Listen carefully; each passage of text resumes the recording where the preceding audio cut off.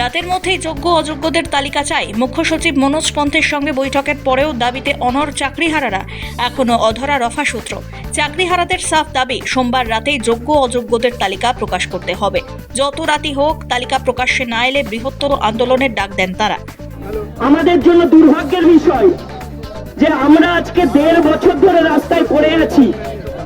আমরা অন্যের দোষে আজকে সাজাপ্রাপ্ত। ওড়িশায় আটক বাংলা শ্রমিকরা। ওড়িশায় কর্মরত বাংলার বহু শ্রমিকদের বেআইনি আটক, অনুপ্রবেশকারী তকমা, বিস্ফোরক অভিযোগ তুলে কলকাতা হাইকোর্টে ফের জনস্বার্থ মামলা। বিচারপতি তপব্রত চক্রবর্তীর ডিভিশন বেঞ্চে হয় মামলার প্রাথমিক শুনানি। এই ধরনের আচরণ সংবিধান বিরোধী এবং সম্পূর্ণ মানবাধিকার লঙ্ঘনের শামিল উল্লেখ হাইকোর্টের দায়ের হওয়া আবেদনে। মামলার সূত্র ধরেই ফের প্রকাশ্যে বাংলাভাষী পরিযায়ী শ্রমিকদের ভিন রাজ্যে নিরাপত্তাহীনতার ইস্যু। ভাঙড়ে তৃণমূল নেতা রেজ্জাক খাঁ খুনের ঘটনায় গ্রেপ্তার আরও এক তৃণমূল নেতা। তৃণমূল নেতা আজহারউদ্দিন মোল্লার সঙ্গে গ্রেপ্তার জাহান আলী এবং রাজু মোল্লাও। টাওয়ার লোকেশন ট্র্যাক করে আজহারউদ্দিনকে পাকড়াও করে পুলিশ। আইএসএফ থেকে শওকত মোল্লার হাত ধরে তৃণমূলে আসে সে। আগের দলে থাকতে বোমা বাঁধতে গিয়ে আহত হয়েছিল অভিযুক্ত।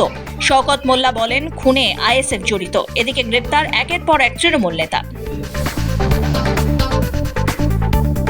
দুজনের রহস্য মৃত্যুর ঘটনায় শুভেন্দু অধিকারীর ডাকা 12 ঘন্টার বন্ধের জেরে বিক্ষিপ্ত অশান্তি খেজুরিতে ছড়ালো তুমুল উত্তেজনা। বিদ্যুৎস্পৃষ্ট নয়, খুন হয়েছেন সুজিত ও সুধীর, অভিযোগ করেন বিরোধী দলনেতা। এদিনও সরাসরি তৃণমূলকেই দায়ী করলেন শুভেন্দু। বিজেপি উদ্দেশ্য প্রণোদিতভাবে মিথ্যাচার করে ধর্মীয় বিভাজন করছে, পাল্টা তোপ কুণাল ঘোষের। 17 জনকে পরিবার আসামি করেছে। তার এক নম্বর আসামি হলো গরিবুল ইসলাম। তিনি তৃণমূলের বড় নেতা, মাইনরিটি মোর্চা মানে মুসলিম মোর্চার সভাপতি। বিজেপির মনে হয় যে তার মধ্যেও তারা একটা সম্পূর্ণ কাল্পনিক, উদ্দেশ্য প্রণোদিত, পরিকল্পিত মিথ্যাচার করে ধর্মীয় মেরুকরণ তার সঙ্গে মৃত্যুকে জড়াবে, স্থানীয় মানুষ সেগুলো বিশ্বাস করছেন না। রাজ্য সভাপতি হিসাবে দায়িত্ব নেওয়ার পর প্রথম উত্তরবঙ্গ সফরে শ্রমিক ভট্টাচার্য উত্তরবঙ্গে পৌঁছে তৃণমূলকে স্বভাবসিদ্ধ ভঙ্গিতে আক্রমণ শানালেন।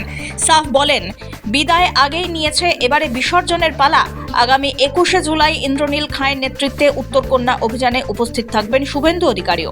উত্তরবঙ্গের মানুষ আগেই তৃণমূলকে বিদায় দিয়েছে, এবার দক্ষিণবঙ্গ আর উত্তরবঙ্গ মিলে তৃণমূলের বিসর্জন দিয়েছে।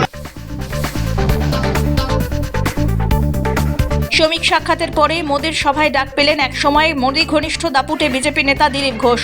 18ই জুলাই দুর্গাপুরে মোদির সভায় আমন্ত্রিত অতিথিদের তালিকায় দিলীপের নাম। অতীতে বিভিন্ন গুরুত্বপূর্ণ কর্মসূচিতে তাকে আমন্ত্রণ জানানো হয়নি, ফলে তাঁর রাজনৈতিক ভবিষ্যৎ নিয়ে তৈরি হয়েছিল জল্পনা। কিন্তু বিজেপির সদ্য রাজ্য সভাপতি শ্রমিক ভট্টাচার্যের আগমনের পরেই বদলায় ছবি। দায়িত্ব নেওয়ার পর শ্রমিক বলেন, দল চলবে নতুন পুরনো সবাইকে নিয়ে, আর তারই প্রতিফলন দেখা গেল এই আমন্ত্রণে। শহীদ দিবস উপলক্ষে জম্মু ও কাশ্মীরের রাজনীতি তুঙ্গে। পাঁচিল টপকে শহীদদের শ্রদ্ধা ওমর আবদুল্লার। ওমর আবদুল্লাহ আগে অভিযোগ করেছিলেন গৃহবন্দী করা হয়েছে তাঁকে। এবার পুলিশের সঙ্গে রীতিমতো হাতাহাতি করে পাঁচিল টপকে শহীদদের কবরস্থান মাজারি সুহাদায় প্রবেশ করেন ওমর। শহীদদের শ্রদ্ধা জানানোর পর কেন্দ্রের পুলিশ বাহিনীর বিরুদ্ধে গর্জে ওঠেন। উপত্যকায় এই ঘটনায় মোদী সরকারের বিরুদ্ধে নিন্দায় সরব বাংলার মুখ্যমন্ত্রী মমতা বন্দ্যোপাধ্যায়। বেহাল আর্থিক পরিস্থিতির মুখে দিল্লির মন জয়ের চেষ্টা। শেখ হাসিনার রীতি বজায় রাখলেন মোহাম্মদ ইউনূস। বাংলাদেশ থেকে ভারতে পাঠানো হলো ঝুড়ি ঝুড়ি আম। নয়াদিল্লির পাশাপাশি আম পাঠানো হয় বাংলা ত্রিপুরাতেও। রংপুরের বিখ্যাত হাড়ি ভাঙা আম পাঠিয়েছেন ইউনূস। সোমবারই নয়াদিল্লিতে এসে পৌঁছয় বাংলাদেশের 1000 কেজির আম। ভারত সহ প্রতিবেশী দেশগুলির সঙ্গে সম্পর্ক নতুন করে মেরামতের চেষ্টা তুঙ্গে চর্চা। দুই পড়শির মধ্যে বোঝাপড়া আরও বৃদ্ধির বিষয়ে সহমত হলে ভারত এবং চীন। বেজিংয়ের মাটিতে বার্তা বিদেশমন্ত্রী জয়শঙ্করের। বেজিংয়ে সাংহাই কোঅপারেশন অর্গানাইজেশনে বিদেশমন্ত্রী পর্যায়ের বৈঠকে যোগ দিতে চীন সফরে জয়শঙ্কর। চীনের ভাইস প্রেসিডেন্ট হ্যান জেংয়ের সঙ্গে বৈঠক করেন ভারতের বিদেশমন্ত্রী। সেই বৈঠকেই পারস্পরিক আলোচনা বৃদ্ধির ওপরে জোর দেওয়ার কথা বলল দুপক্ষ। An open exchange of views and perspectives between India and China is very important. I look forward to such discussions during this year. মধ্যবিত্তের জন্য বড়সড় স্বস্তি। গত 6 বছরে সর্বনিম্ন খুচরো মুদ্রাস্ফীতির হার কমে 2.1%।